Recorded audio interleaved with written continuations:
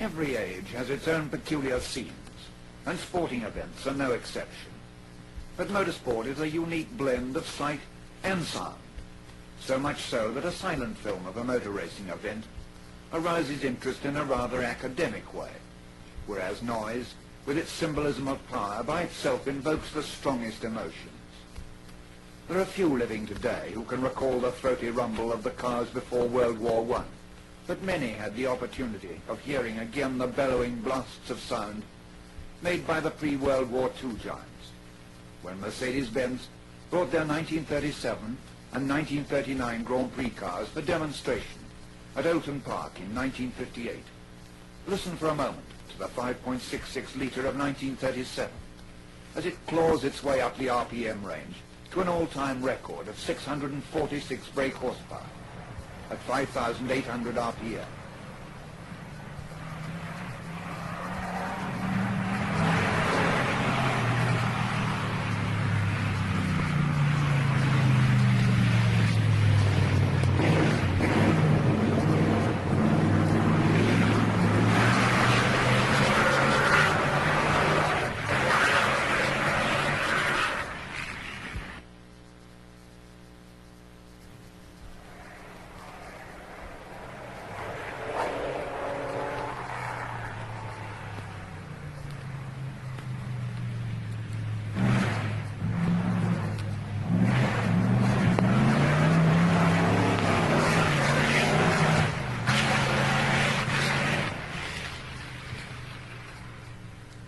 And then here is the V12 3-litre of 1939, as the driver changes between the 5 forward speeds to keep the engine revolutions between 6 and 8,000 RPM, so as to make the best of a potential 500 brake horsepower.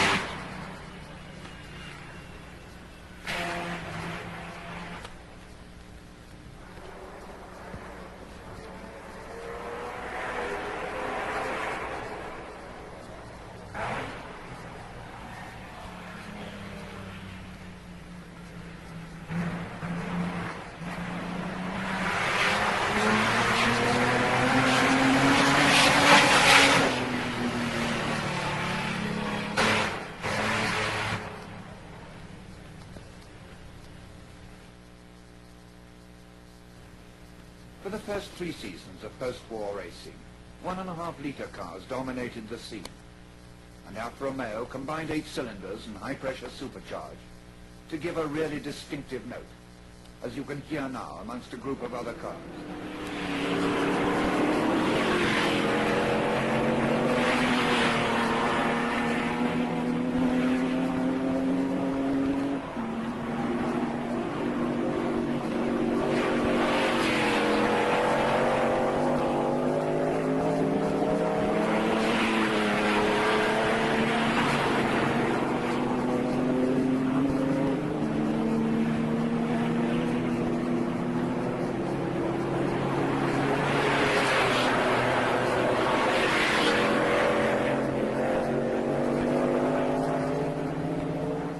PRM, with the same engine size, put together 16 cylinders, 11,000 RPM, and an all-time high of 70 pounds supercharged to get over 500 brake horsepower.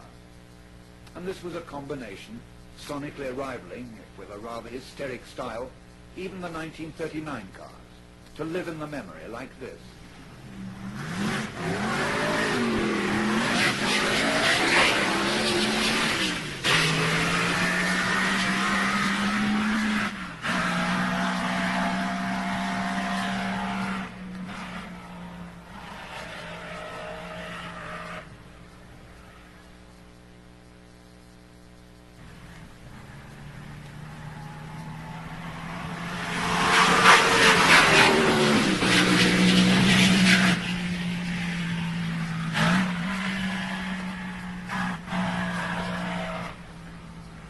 But in 1952 it was decided that supercharging should be banned, unless the engine size was less than 750cc, which proved a fatal handicap. Designers who relied on the atmosphere to pump air into the engine were allowed 2.5 litres capacity, and competition under these rules commenced in 1954. This coincided with the return to Grand Prix racing of Mercedes-Benz, who resorted, regardless of cost, to every known expedient to ensure victory over their opponents, and in so doing came up with an 8-cylinder inline engine with fuel injection mounted in a space frame, supporting all independent suspension and vast front brake drums mounted inboard and driven by universally jointed shafts from the front wheel.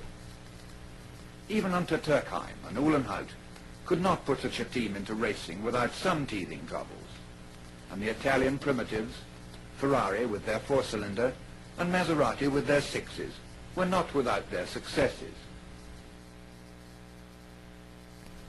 Hawthorne on a Ferrari, sounding like this when he beat the Germans at Barcelona.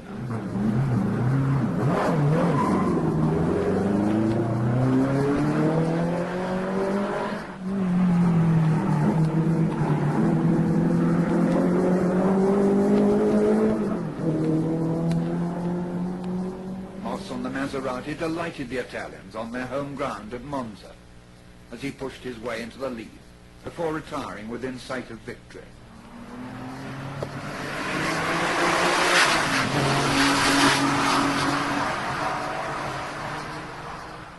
In 1955, Mercedes-Benz were indisputably the masters, and Fangio's team driver number 1, and Moss as his able second, swept from victory to victory, barely a few car lengths apart, and the exhaust notes of the pair blended to give a 16-cylinder effect between them.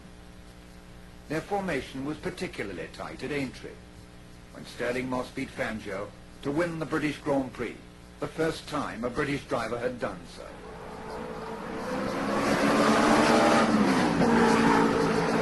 Separately, the W196, to give the car its drawing office number, sounded like this.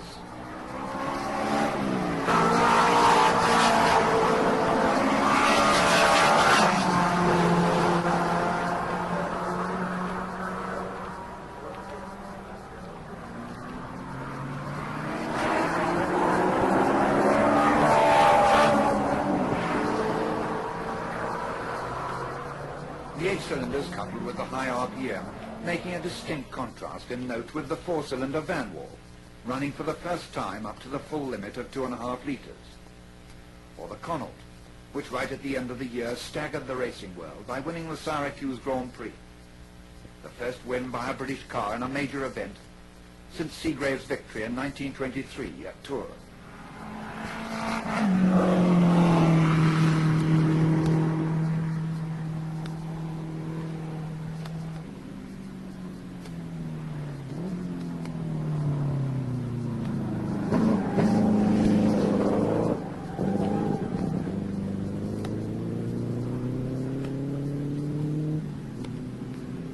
But in 1956, neither Connaught nor Van Wall nor BRM, with their new 4-cylinder cars, with cylinder bore enormously greater than the piston stroke, and heard here at Silverstone, with Hawthorne and Brooks at their wheels, could challenge the Italians.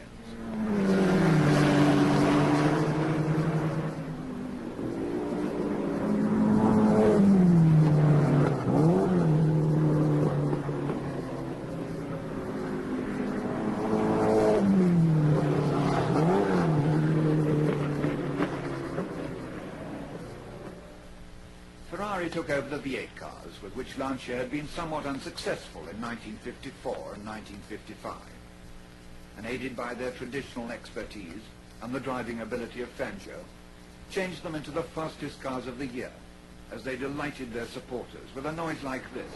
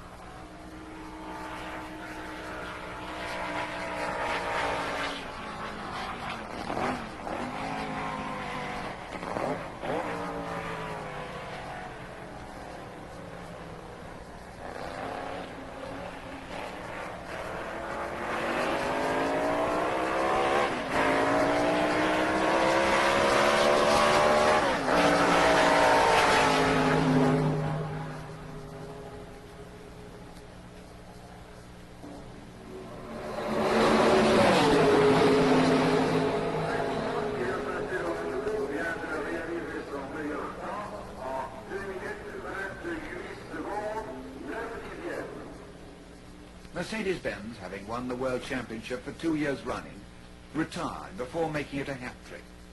And Maserati, with their well-tried cars, were the only serious challengers to Ferrari with his taken-over types. The Gordini, despite a nice-looking 8-cylinder inline engine, never getting a start from the front row of the grid.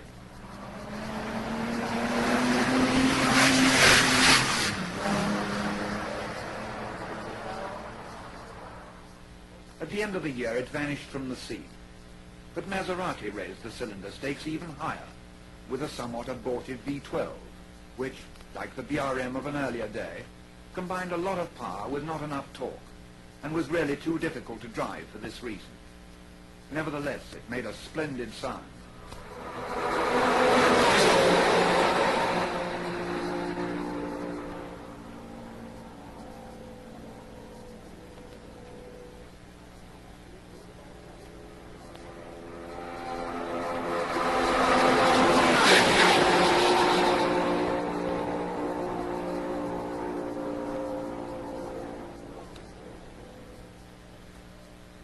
Ferrari, by contrast, went into the opposite direction and replaced their Lancia-designed V8 with some Maranello-designed and made V6s.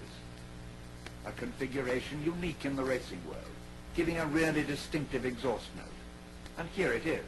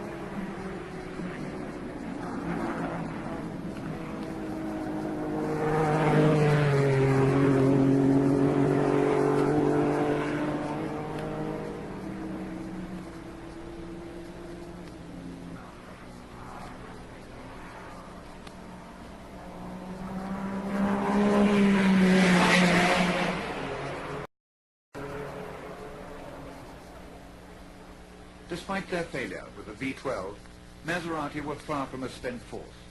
Indeed, Fangio won his World Championship for the 4th successive year on the 256-cylinder Maserati, which was then at the peak of its all-round effectiveness. Except for the reign of Mercedes-Benz in 1954 and 1955, Italian constructors had ruled virtually without opposition in the post-war series of races. But in 1957, this was no longer so, and England came to the fore, despite the lamented retirement of Connell, whose last design, the B-type model, gave forth the swan song of this order.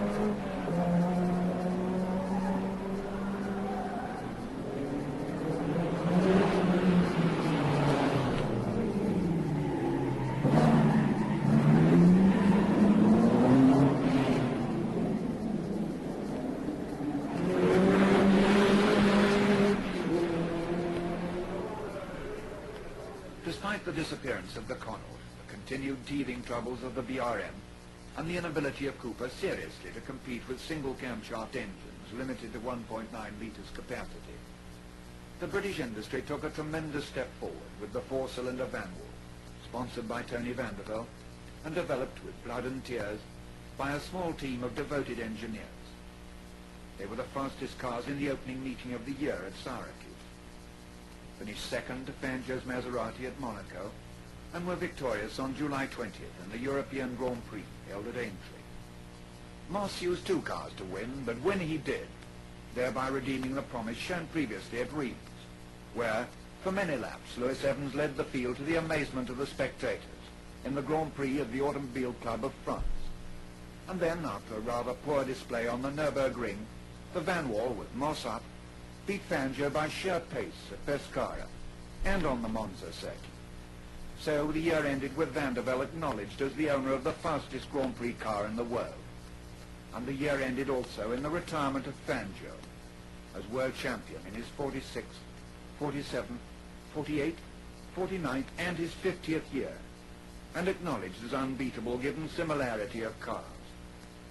Acknowledged indeed after his virtuosity on the Nürburgring, where he beat his younger rivals Hawthorne and Collins after a pit stop and breaking the record on every flying lap, as the greatest racing driver the world has yet seen.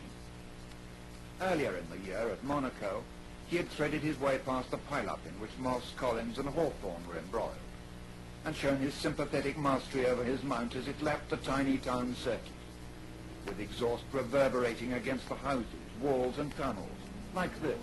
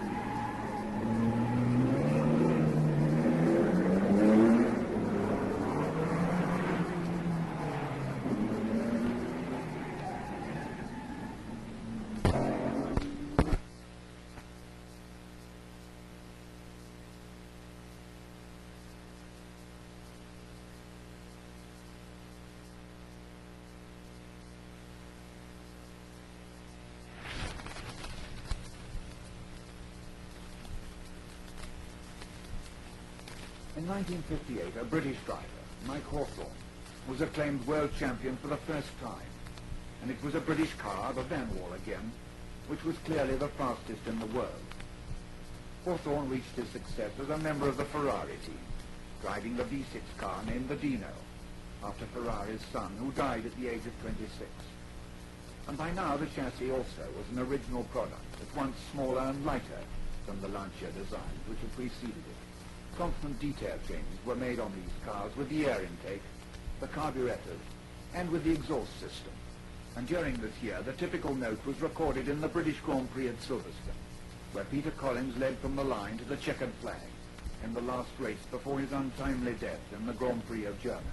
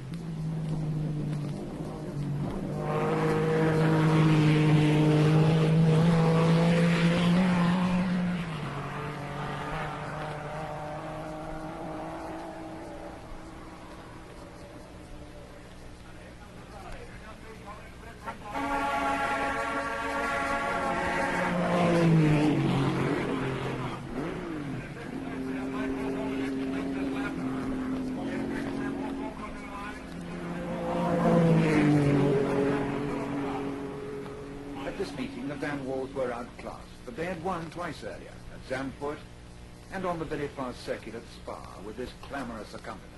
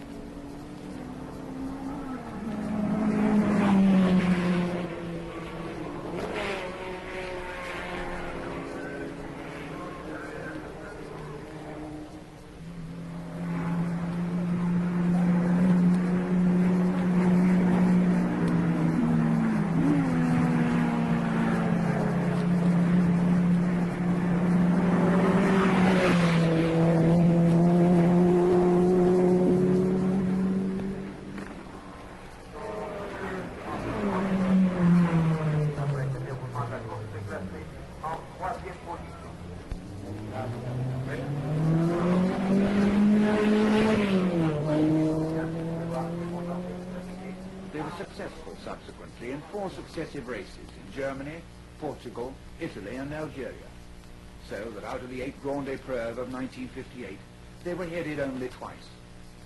This string of successes was all the more remarkable as the races for this year had to be run by regulation on straight petrol, and this change on the van wall, which had always used fuel injection, was a far more complicated matter than it was on rival cars who got no further than carburetors. Indeed, at one moment it looked as though the van walls would be out of racing, in a year wherein BRM showed much better form. At Monaco, Berra actually led the race for a long time in the BRM. In the early part of the French Grand Prix, he was consistently in the first 3, and 2 of the team cars took 2nd and 3rd places on the Zandvoort circuit of Holland. Cars had better and stiffer frames, an improved suspension, and also a new exhaust system which quite materially changed their sound.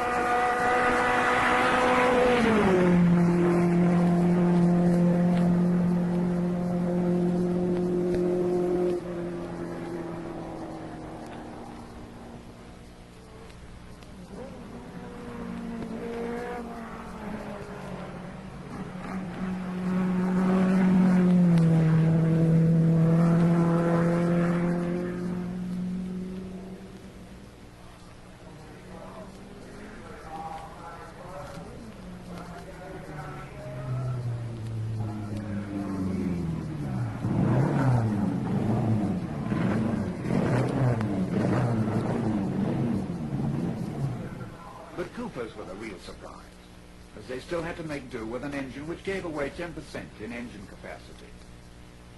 But this did not prevent them from winning in the Argentine and at Monaco at the beginning of the year, and showing with a 2nd place at the Nürburgring that they were very little slower than their more powerful rivals. Their little engines were contrastingly quiet. Here is the comparative whisper of Salvadore's car as he holds off Stuart Lewis-Evans' van wall to get 3rd place in the British Grand Prix.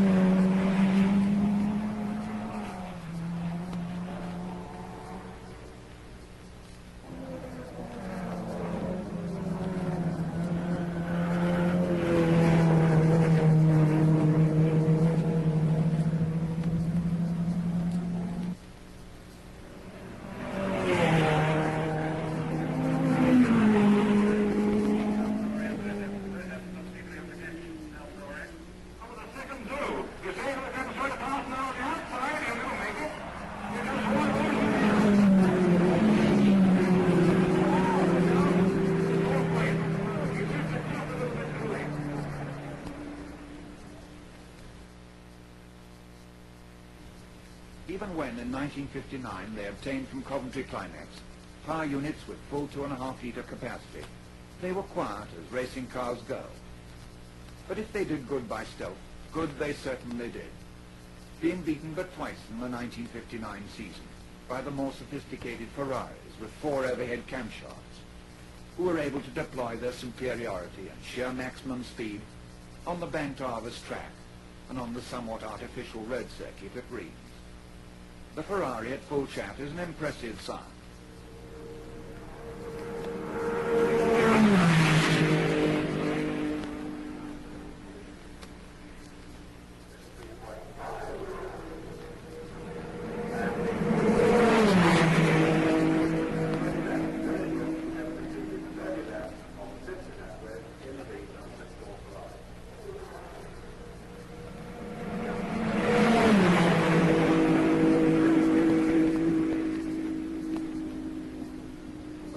Far quieter.